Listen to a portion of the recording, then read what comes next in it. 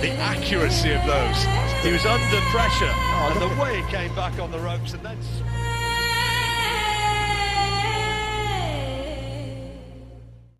Manny Pacquiao. Juan Manuel Dinamita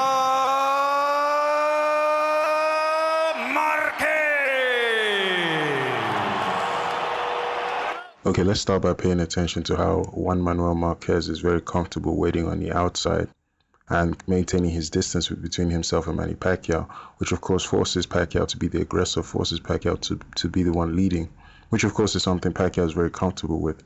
But notice how Marquez prefers to maintain this distance. And Pacquiao is going to be forced to lead in this game because of course Marquez wants to counter. Now let's just look at that situation again. Okay, so we're about to see Marquez feint and step over to the left at the same time. He does it simultaneously. See the feint, see him step over to the left, and we see the southpaw Manny Pacquiao take the inside angle. Okay, now watch for Manny Pacquiao as he does his signature side-to-side movement. See how he moves forward with that side-to-side moving. Now watch how he's going to lead in, double jab, straight left hand, step back from Marquez, and you see the counter is always available. Okay, so let's continue to see. Now we see that beautiful right hook from Manny Pacquiao.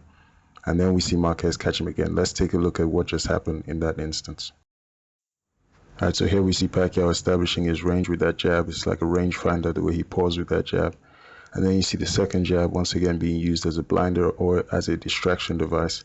Of course, Pacquiao's favorite combination being the jab, jab, straight left hand. So we've seen the second jab, and now we see the straight left hand. Of course, we notice that Marquez steps back.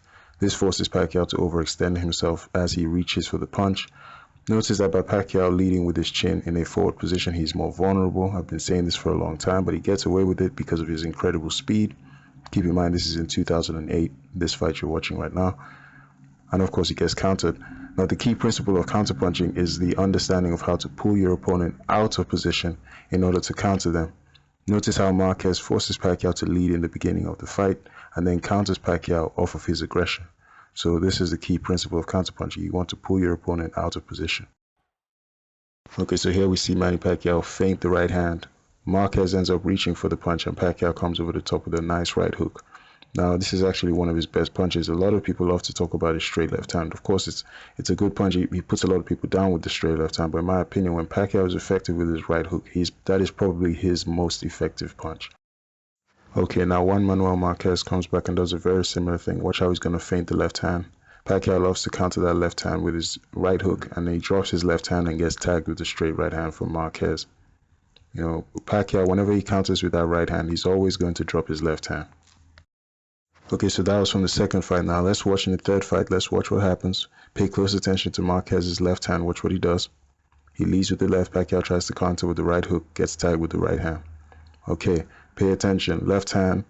Watch how Pacquiao tries to counter with the right hook. He drops his left hand and he gets tagged with the straight right hand.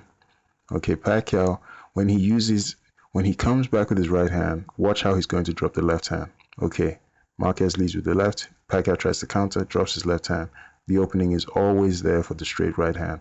And this is a key flaw in Manny Pacquiao. Wait till after. Hard right hand. And as the fight goes on, I see Pacquiao becoming tentative himself now. He's a little tentative about going in and being aggressive because he's been counterpunched 2 or 3 times now. Yes, his timing hasn't been as good as Juan Manuel Marquez. No, his timing, and it seems like his confidence is not as good maybe as it was. Ended 91. An amazingly even fight. Okay, so watch for the exact same thing to happen once again. Watch how Marquez shows that lead hand. Then he feints his left hand. Pacquiao tries to counter with the right hook, gets tagged with a straight right hand because, of course, he's going to drop his left hand. Like I said before, this is something I can show you hours upon hours upon hours of the same thing happening.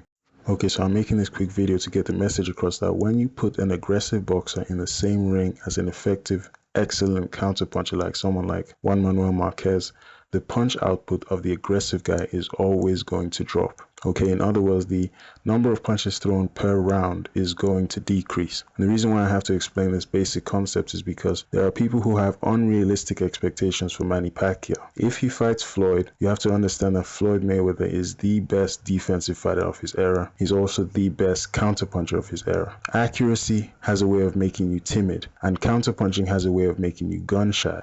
If you think Pacquiao is going to be throwing hundreds of punches per round against a guy like Floyd Mayweather, you're absolutely insane. Okay, that's just not going to happen. So you heard what Emmanuel Stewart there said about Pacquiao. This is in 2008, and this is against Juan Marquez. His punch output was dropped significantly. Now both guys are now going to have to fight with him. The last fight, Marquez fought with his nose broke after the first round.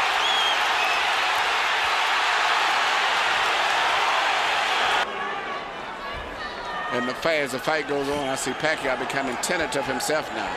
He's a little tentative about going in and being aggressive because he's been counterpunched 2 or 3 times now. Yes, his timing hasn't been as good as Juan Marquez. No, his timing, and it seems like his confidence is not as good maybe as it was.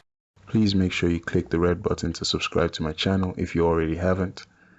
Then check out some of my previous videos, or you could check out one of my more popular videos right now. Or you could do absolutely nothing and go out to the outro music.